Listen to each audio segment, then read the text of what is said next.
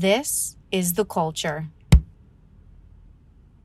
Hello, everybody, and welcome back to another episode of the Cinema Wave podcast. This time, we're going to be talking about the film we saw on opening night of the Montclair Film Festival. We talked about it a little bit in our first Montclair episode, and that film is A24's Dream Scenario that stars Nicolas Cage and is written and directed by Kristoffer Borgli. So Liz, myself, and Zach all got to see this movie at Montclair, and there's a lot to talk about with this film. I am one of your hosts. My name is Darian. I'm also here with Liz Seiko. Hello. And also Zach Miller. Hi. So let's jump in. Zach, let's start with you. Yeah. I want to know, because there's up? a lot to discuss with this film. There's a lot. Kick us off, bro. How do you kick this movie off? I don't know. All right. Well, Give me something. I don't know. So, yeah, I don't know. I mean, this is like every indie film bros dream, I think, like this is just what better of an A24 movie could it be than Nicolas Cage, balding Nicolas Cage. Yes. And just being a professor who is showing up in people's dreams. I mean, that's just like one of the most indie plots that you could probably come up with. And, yeah. I think it's such a fun, fresh concept that people can really dive into and completely turn off the noise behind them and just say, all right, I am going in for an experience and this is exactly what it is. And it just surprises you. It shocks you at points. And then it just goes places you didn't think were capable of movie narratives going in a fun way. And then it just, it just goes one direction, turns around, goes the other one, and then it just has these other deeper plot points that go into his family and some of the shakeup that happens with the sci-fi elements and things like that. So I really like this movie. I know you guys have shared mixed feelings. I have a question for Liz. Yeah. Yes. Right off the bat. Yes, So I know you really enjoyed this film. I do. When we recorded our most anticipated episode a few months back, we both listed some things we were excited about. This was a film that was not completely on my radar, was not on your radar at all. No. And we talked about it at length. We went a little viral We for did. a reel, for a Got TikTok. a couple of views. Couple of views on that. And one of the things that you posed was, is this the movie that gets Nicolas Cage an Oscar nomination? Was that a premonition, or was that just being hopeful? Can you confirm or deny based on after seeing the film? I fully stand that this probably is the best performance I've ever seen from Nicolas Cage. Whoa. And I stand that he absolutely should be nominated. I don't think that he will win, but 100% this man put in his sweat, his tears for this role, and he deserves a nomination. Also for his entire career. He's an incredible actor, very bendable, just kind of does whatever he wants. And I think that this was a really great film to show his full extent, because this film literally goes from like a funny moment to giving you a jump scare to making you think about like culture today and start asking questions about society. And then also kind of like gets you a little emotional at the end of like feeling bad for his character, even though it's just very dimensional, has a lot of twists and turns that keep you guessing. And while going through all those twists and turns, it never feels jarring. It does feel like the line is connecting everything and you're able to stay with it rather than getting lost in the story. Yeah, I think that so he has won an Academy Award. It's been a long time. I don't think he's even been nominated since I don't know, he was nominated once after he won for adaptation, I believe. But adaptation was 21 years ago. So it's been a very long time. There probably have been some roles along the way that maybe he should have been nominated for. I thought he should have been nominated for Pig. So good in that movie. Mm-hmm. But I do agree with you that he does something different in this role. And part of it is really interesting. And he talks about it in interviews for this film in particular, that part of the reason he signed on was because of like the memification of who he is as a person and the way he's been as an actor over the years, because he's done everything. Nicolas Cage has been at the highest of every tower in the world, winning an Academy Award.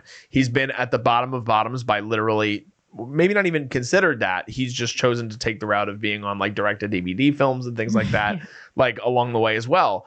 Now he's reaching this peak of popularity and attention. And so much of that is reflected in his performance in this film as this college professor who, like Zach said, is just showing up in people's dreams randomly. And it's really funny because then people start to notice and be like, you look really familiar to me. And then he starts getting Facebook DMs and his wife's like, like, don't dive into what the celebrity of this might become. You might not want the attention. And we see a great jump cut in the film of him just on the news being like, yeah, I don't know what happened. And now I'm in everybody's dreams, and I'm the guy in everybody's dreams, and thousands of people's dreams. And you see how the effect of that, as well as being such a recognizable face, could actually have such a dark impact on your life and your family's life. Yeah. So Zach, did you want to comment on like the themes of the film or anything like that? Yeah, there's just a lot of like you were talking about the celebrity behind it, and what a guy going from no attention to so much attention can do on your own psychosis, I guess. And I think that was definitely one of the major things that he was going into. And there are even points where he goes down a path of greediness where he gets full of himself, and he starts to become a hot commodity, and he starts to act on his impulses, and specifically the assistant that he tries to finagle. They try and have a moment together, and then they basically there was that was such a great scene, by the way. I was that was like, it was so funny because it was so tense, and you could tell he was just this middle-aged man who was so sexually repressed, and he had never been in the situation where he felt like, oh my God, I'm a rock star, and then she wants to be with me, and they try and create this moment, and he's never, and it goes horribly wrong, and then it causes this chain reaction of it turning into nightmares from the dreams. So I really like that. I don't know if you guys want to talk about something before we go into that. Well, I think that the movie, just in terms of, it just weaves in between genres so well. Yeah. It's so inventive the way that they're able to go from a moment that's laugh out loud. Even a scene like Zach was just talking about, without giving too much context, it's like a scene that's supposed to be so erotic, and it winds up slightly being uncomfortable. But so much of it ends in like a hilarious way and completely makes the audience flip on its head. The more I'm thinking back to it, I think I like the movie more than I originally anticipated. And even then I thought after the first viewing, now that I've let it sit for a few weeks and things like that. But what were some like standout scenes to you, or moments that could maybe wrap up or encapsulate how you felt about the movie in general? I just kind of like what you were saying of how they changed genres so well, but also kind of the moments of when he's at home with his family, like when he's in bed with his wife, they really developed that relationship and didn't just show it as like, oh, it's a married couple going to bed and like they're tired and like the mom's putting on lotion like they always do. Instead, they were showing that like they kind of have like a weird relationship of like saying like these innuendos to each other that nobody really gets besides like them two. And I think that just shows how well of a script this is, that these side characters of his family are fully developed and not just side characters that he's supposed to go home to and they're supposed to be upset with him. Even like some of the dinner table scenes, it felt very human of watching this family that is pretty much crumbling in front of the public eye, and yet they're still sitting down having dinner, and like he's upset that his daughters are on their phone. Yeah. So like that brings in just the humanity of it, rather than making this an over the top film that nobody can really relate to. They're able to bring it back to the ground and have you kind of feel sympathy for his character, as well as understand like, oh yeah, if this ever happened to me, my whole life would be completely ruined, because who wants that? Like everybody, I think, kind of wants celebrity until you get it. And I think this was one of those films that really highlighted it in those horrible ways of why you don't want celebrity status. And it's a great commentary on fame, but so much of it is built in the setup of his character too, and how awkward he is. So one of the scenes I wanted to highlight is something that happens very early on in the film. But oh my god, like just the two interactions he has with this former lover or Oh my ex-girlfriend God. that he's so like. And these are moments that again, so much happens in this movie that you can forget about these It's scenes too entirely. much. I'm gonna have to go rewatch it because I'm like kind of thinking back on it, and I'm like, okay, I remember the overall plot, but like, how did we get there again? Yeah. So there's the scenes with his ex-lover, So I good. guess. And he goes to see an opera show with his wife, who is played brilliantly by Julianne Nicholson, who please give her all the roles in the world. I think she's the most one of the most underrated actresses working today. But she is great in the movie. And so they're leaving the opera, and this former lover of his walks up to him, and she's like, "Hey, I've been thinking about you a lot recently." And he's like, "Oh, like really?" And he takes that as like something to be flattered by, and that she's thinking of him maybe sexually or maybe romantically. And that's kind of that puts us on this torpedo effect of being like, "No, I'm seeing you in my dreams." And there's a part, and this is not a spoiler because it's in the trailer, but I love that Kristoffer Borgli, in terms of the screenplay, did something like this because it happens to people in awkward moments, but it's never shown on screen. When they have a meeting, they get together, they talk about things. And she leaves this breakfast or whatever they have together, lunch, whatever. And he turns around to say something to her. And he like is so nervous that he doesn't even get out actual words. Yeah. So he turns around, he's like, "Eh." And then just turns back around. and is like there. And it gives you the space as an audience member to feel oh, that's so cringy. Yep. I don't like that for him. And Borgli gives so much room for the character to breathe until you get to the nightmarish, fever dreamish sort of sequences, and then it's shoved in your face. Yes, when it's like he's drowning, so then the audience is kind of drowning too. I just also think that Nicolas Cage casting for this is, I can't picture of another person playing this role because those awkward moments, if somebody doesn't fully embody them and actually embrace the awkwardness of it, it can be cheesy and kind of be like, okay, this actor actually doesn't ever feel awkward in front of people. I fully believe that Nicolas Cage has been in awkward moments before because he's so off like the wall, and he knows like what's it like to be uncomfortable and say the wrong thing and then be like, okay, I'm just gonna pretend I didn't say that and like hope it gets past. Versus like if some like I really don't know. Could you guys think of anybody else that could maybe play that role? I think that the awkward moments, there are some of like the awkward moments with him remind me some of the character of like Gosling as Lars in The Real Girl. Yeah, but it's different. It's so different. The thing, that's what I mean. So the awkward parts, yes, but the thing with Cage's performance in this is in congruence with these genre switches. He plays different versions of the character. That's even in bite-sized pieces. Yeah. Like you see all these different emotions and you see all these different performances in this one performance from him, which is why, similar to what you were saying, like I think he is absolutely worthy of an Oscar nomination. Does he get one? I don't know. But I think that there's so much built in this performance and built in this story that was sort of brought up by Kristoffer Borgli, and this was a role that originally this was supposed to be Adam Sandler playing this part, and it was supposed to be a film that was directed and written by Ari Aster.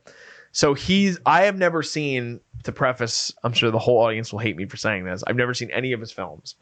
Ari Aster? I've never seen any of his films. I haven't seen Hereditary, I haven't seen Midsommar, I haven't seen Beau is Afraid. I know. Whoa. But based on the tone that I know of that director, he could have been someone that did something like this. He passed it on to Borgli. He's still in this film as an executive producer.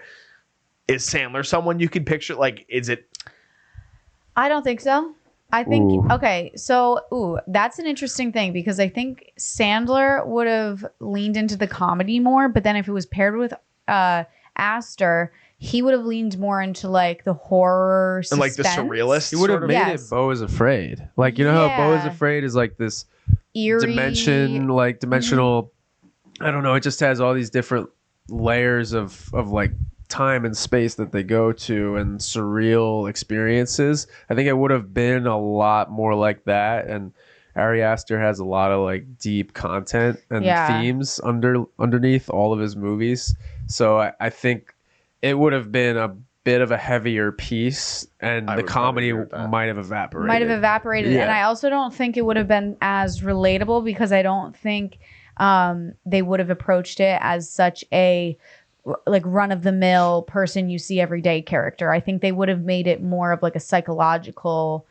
effect that the main lead is going through, rather than just a normal person who's dealing with celebrity issues. I was gonna say even the meta-ness that comes in later. Yes. I don't think any of that would have been built in an Ari Aster screenplay. Mhm. I think that we haven't talked much about his role yet, but Michael Cera is so good in this movie. He's good in everything. He's great. But he plays love him. this complete douchebag that runs a like a new media company essentially. Yeah. And he's trying to capitalize on the fame and the celebrity of Nicolas Cage's Yep. character in a very inventive way. He's like, you could Sprite. say. Yeah. Sprite. It's just like you can just do ads for Sprite. They have a great They want campaign you. idea for you. Sprite wants you. And he's like, wait a minute, I just want to write a book. And he's like, okay. But I mean, Sprite. Yeah, we'll get back to the We'll book get back thing. to the book. Well, oh, yeah. But Sprite. He's so good in this movie. And I just think that, I think the Ari Aster sort of route would have been entirely different from what we ended up seeing in the finished product. I agree. I think it would have taken a complete different turn. I also think like maybe he would have gone too meta with the dreams, where he would have focused more on those. And for me, I think the dreams really impacted the story, but I think if you showed too much of the dream, you would have been a little lost as an audience member. I think that Borgli as a director really made a nice cut of making the dreams not too long, giving you just enough to feel like that intense nightmarish feel, but then also not making the dreams the full storyline. Like he would pop you into a dream really quickly and then take you out, because at the end of the day, it's not the dream story that you're telling us. You're telling us the story of this person who's dealing with this in real life. Yeah, he would let like your imagination wander too, and he wouldn't. There was maybe like one or two dreams that were graphic. Yeah. And then the other ones and the other people, just by their reactions, you could hear that they had similar experiences and that it was pretty bad and pretty violent. So he lets your imagination wander. And then, he also gets the Nick Cage lookalike with the crossbow, which is another version of him. So that's something that comes out of left field. Yeah. And it completely throws you off the rails with that, and like, oh man, what is going to happen with this? Like, he's attacking himself now in the dream, so like, where is this going to go? So to that point, with the genre blending, like you guys were saying, it goes from like pretty much a comedy to a little sci-fi, and then horror, and then it also has that meta, like, the metaverse, Oh my like God, sci-fi style, and like, oh, let's put people in dreams. Like that was, I wasn't expecting like a Black that. Mirror. Yeah. It's like a Black Mirror episode. Yeah. Somewhat. And there's dramatic weight at the end of the film too. Yes. Like the last Him and shot his and the wife. last sequence with his wife is Yeah. incredible. So I want to talk really about Kristoffer Borgli's direction, Okay. because this is his first English language film. It's a big movie. Like it's a big huge. movie within the confines of what it is. Like it's an A24 film. I don't think it has a very crazy budget, but he's working alongside an Oscar winner. He's building this inventive, original story that is a great commentary on things that we deal with each and every day. What do you guys think in terms of the overall job that he did and things that stood out to you in terms of the direction? I mean, I think he did an incredible job. I think that this is a monster of a script, because it's not just you putting a camera in a room and filming two actors play out a scene. There is so much camera work and editing and like even stunts that are happening. And none of it was beating the audience over the head. Also, he was able to incorporate all those themes of today's society and like social media and consumerism without being like, listen to my opinion. Instead, he was just kind of sprinkling it in on top while telling this crazy story. And then it was just super funny at moments too, which that's hard to be able to really jump genres and have it be smooth.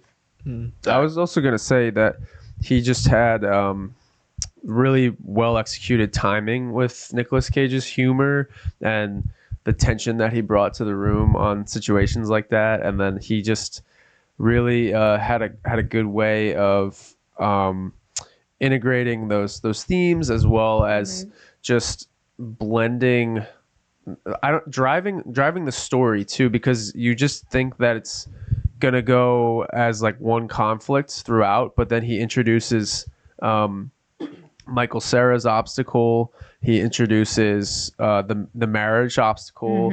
There are different paths that it goes through aside from the dream scenario. But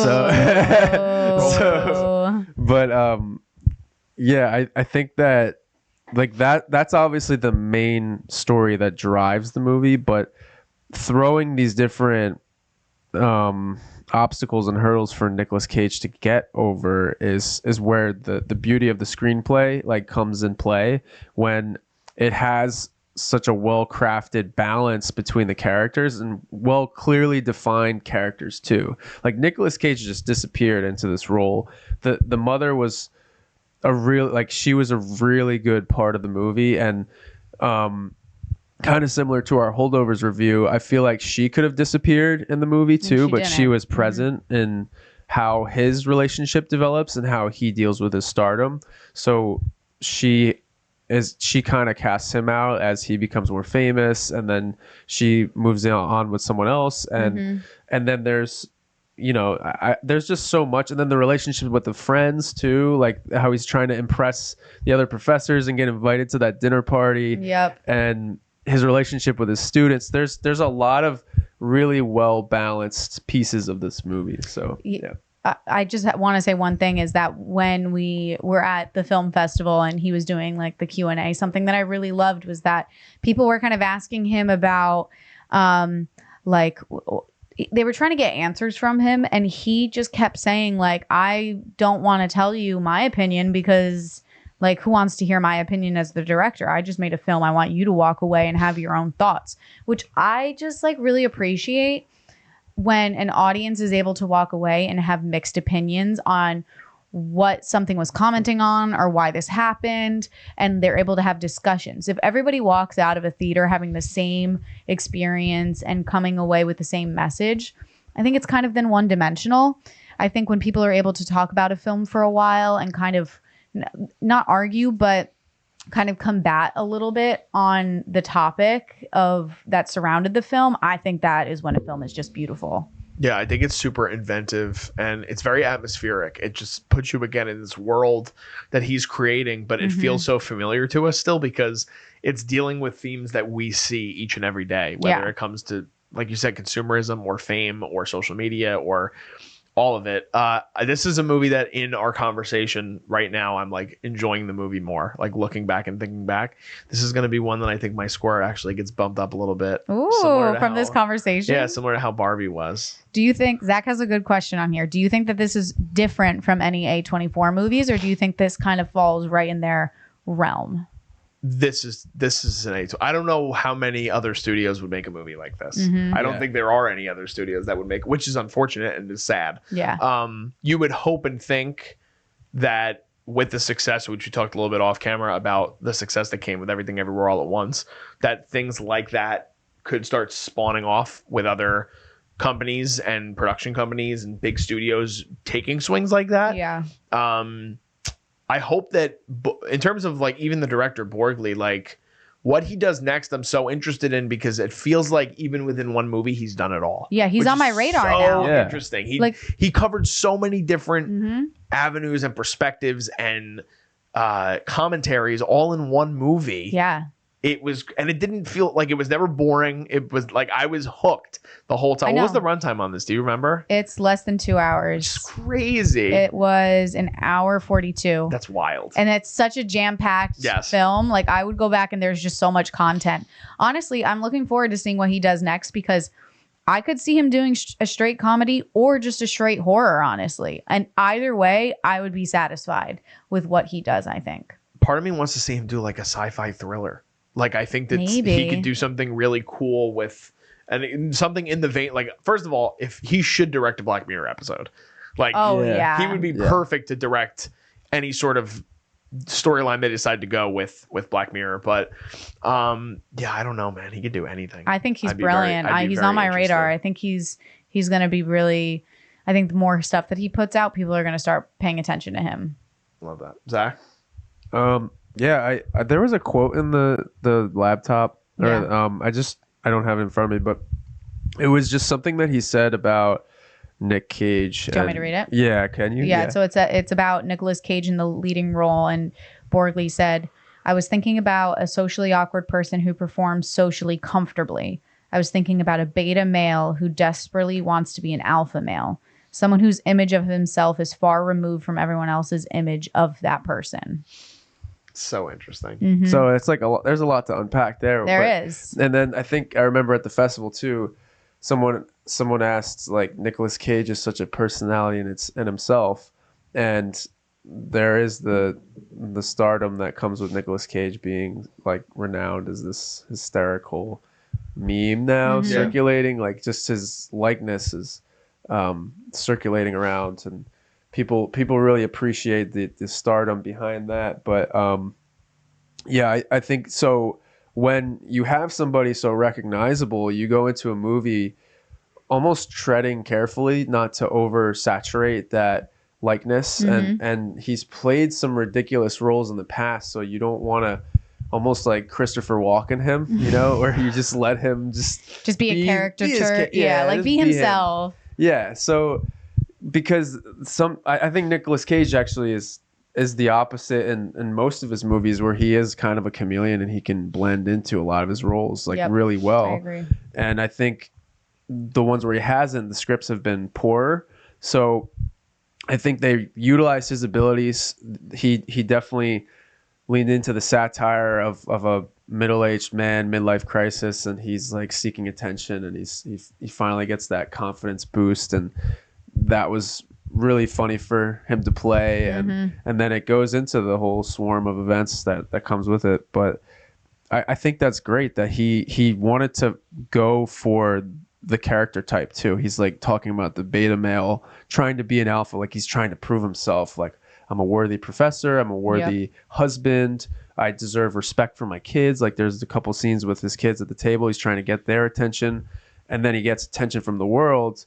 It affects everything else. So I think if you wanted to, you could look on paper for other people that could play this role, but Nicolas Cage can inhibit the awkwardness and then go into the what is it? I don't know. Just a comedian. Like he can be comedic when he needs to be. Yeah. Well, part of it too, like you were talking about the memes and stuff, like he's the type of guy that has like pictures of his face on like coffee mugs. I know. Like that's how crazy his celebrity has become. And he's not in culture other than being a meme or having this cult like following because of some performances that he's had in the past, that like Zach said, he's like dedicated himself to the craft even if the scripts might be poor. So it's crazy to sort of see him reflecting so much of what he probably feels on the inside on a movie as wild and chaotic as this is, but also bringing it back into the interior of how he feels. Like so much of it is probably so near and dear to him based on his own experiences and awkward interactions, like you had said earlier, Liz, that he may or may not have had in his own life. Yeah. So it's crazy. No, I agree. Plus he plays like in the nightmare scenes, he can be scary. Like how big, like how tall of a person he is. Like he is like dominating in a way too. So I think his casting was just incredible. Yeah. And he better get nominated, people. All right. So do we talk Oscar nom? We could talk Oscar nom and scores. Yeah. So I would love for him to get nominated. Okay. I don't think he will. That's disappointing. I know. We talked a little bit off camera about how you had thought too that the Academy might be trending in a certain direction with more inventive screenplays and more inventive sort of ideas and plots and themes and things like that because of Everything Everywhere All at Once. That movie got a bunch of wins and nominations and even actor wins. I think that the year is so strong in terms of male lead performances that I think he'll be in the conversation, which I think is great because he should be. I just think he'll get edged out by a couple of people. I think there's some people that in films that I haven't seen yet, so I can't fully comment. If it were up to me based on right now, I would put him in. Okay. But I don't think he's going to ultimately get an Oscar nomination. All right. Well, I'm going to give him a nom. Okay. Okay. I like that. Zach? I'm going to say I have to look at the list again too, but I think he does have a really strong chance as long as I don't know. There's a lot of lead performances this year that might get the recognition. Like there's big names. So whether they were good or not in the movies remains to be seen. But I think that the Academy does have a bias to like some actors. I mean, I'll say it if you want me to say it. Yeah, go ahead. Yeah. There are 3 actors that are in the conversation this year that not even like it doesn't even matter what their performances, they're going to be considered for the fact that they're great actors. They have had great performances in the past and they love having them there. One of them is Joaquin for Napoleon. One is Adam Driver for Ferrari. And the third is the one that Zach, I think, was alluding to. And it's Leo in Killers of the Flower Moon. Yeah, Which, if you guys have not watched our review, go watch it. Go hear we're not huge fans of his performance in the film No, overall. I mean I love him as an actor, but I don't think it was that strong of a performance. And I think but that's a different episode, everyone. Should we give scores? I think so. All right. Scores. Should I go first? Go Yeah. first. All right, my score is higher than I said before we started. Oh, okay. What do we got? I'm going to give it a 9.5. That's the same score. Wow. Oh no, I guess I'll do a 10. But I was gonna do like a 9. You don't have to do a 10 if No, you don't want I'm to. gonna do a 10. Okay. Actually, no, 9.5. I was gonna do 9.5. 9.5. Yeah, All of us. Wow, is that the first time guys. I think ever that's the across first the time. board? I thought you guys were gonna be lower. I thought you guys were gonna both do like.